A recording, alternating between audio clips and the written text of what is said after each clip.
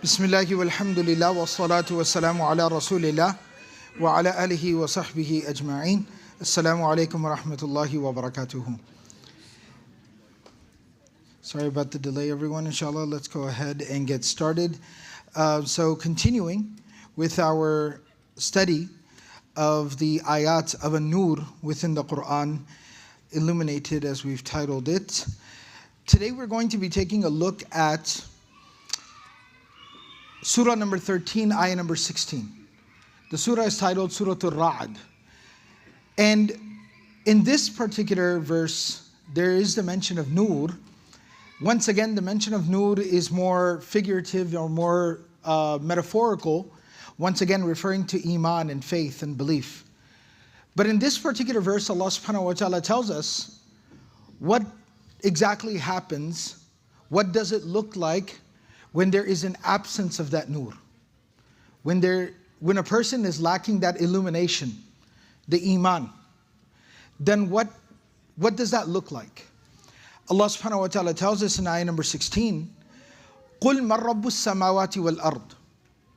He tells the Prophet sallallahu alaihi wasallam, O Muhammad sallallahu alaihi wasallam, say, who is the Lord of the heavens and the earth? Pose this question to them. قُلِ اللَّهِ. And then tell them, it is Allah. Answer that question for them. Already what you're seeing here is that the people that are being asked this very simple, basic, fundamental question, who is the creator, the master, the sustainer, the provider, the protector of the heavens and the earth and everything in between and everything therein, they don't have the ability to answer that question. That's the kind of clarity that they lack. So then answer the question for them, tell them, قُلْ Allahu. Allah is the one. قُلْ أَفَاتَّخَذْتُم مِّن دُونِهِ أَوْلِيَاءَ. And then say to them, that have all of you actually left Allah aside and taken other allies? You've made all these other affiliations and associations, all these false gods that you have pledged loyalty to. لَا يَمْلِكُونَ لِأَنفُسِهِمْ نَفْعًا وَلَا ضَرًّا. And these false gods that you have adopted, they do not even control any benefit or harm even for themselves. They can't even control the good and the bad for themselves. قُلْ. Then further say to them, هَلْ يَسْتَوِي الْأَعْمَى وَالْبَصِيرُ.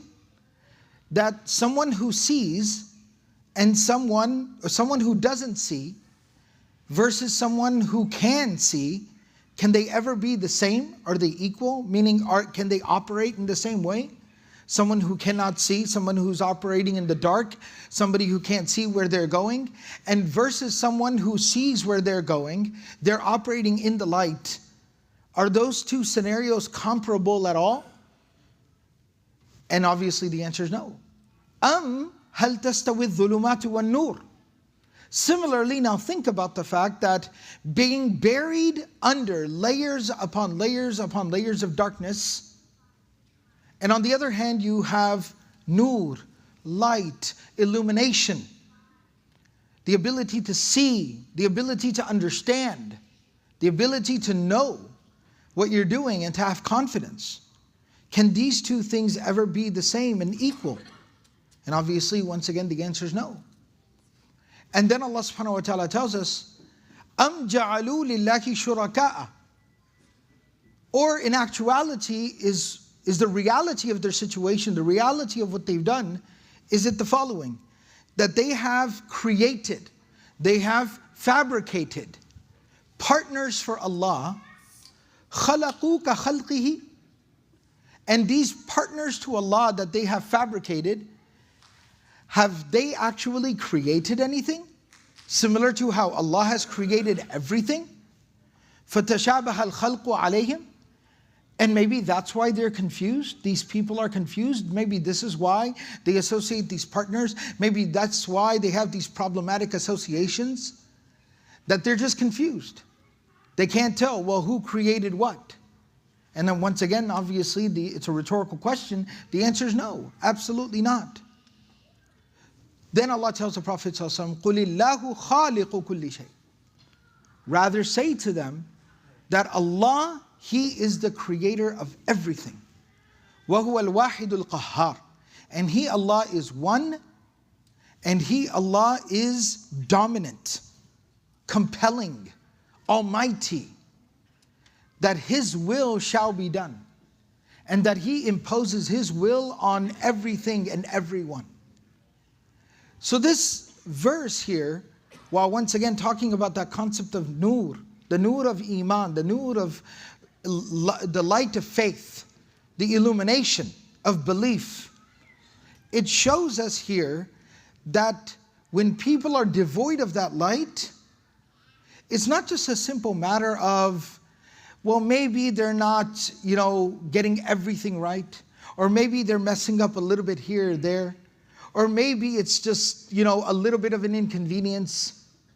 It's a little bit more trouble. No. Allah subhanahu wa ta'ala tells us that what that does to a person is that it puts a person into such a state of darkness and ignorance and misguidance and falsehood that this person no longer even has the sense to know who created the heavens and the earth.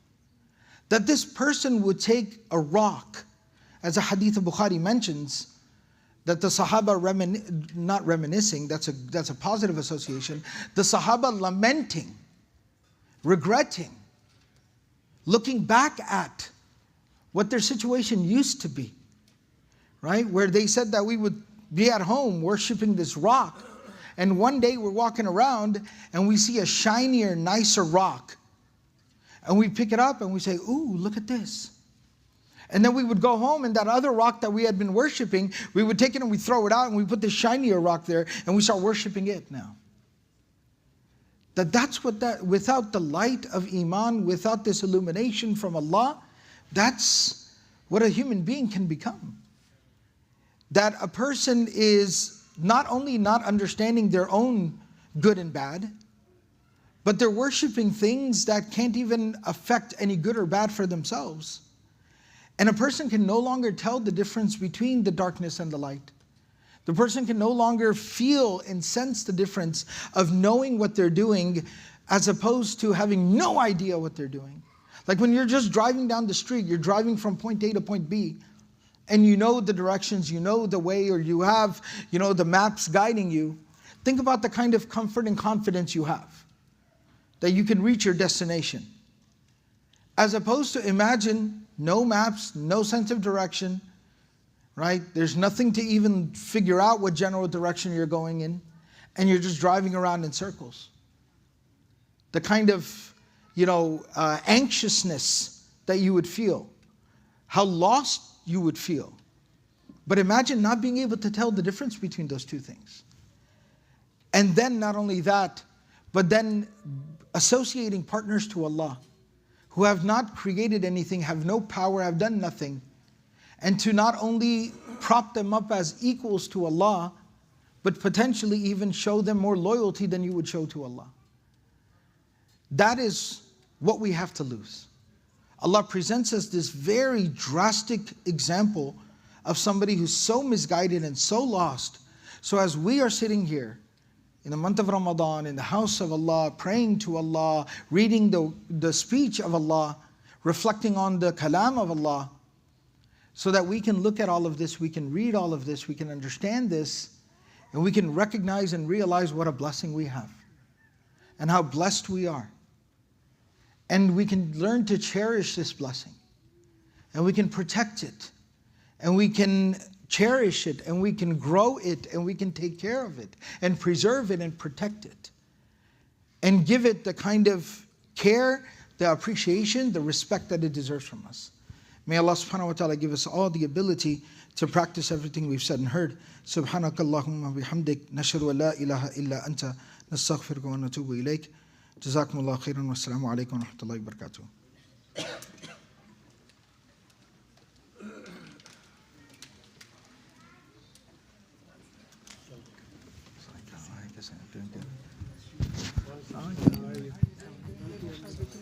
Nasir.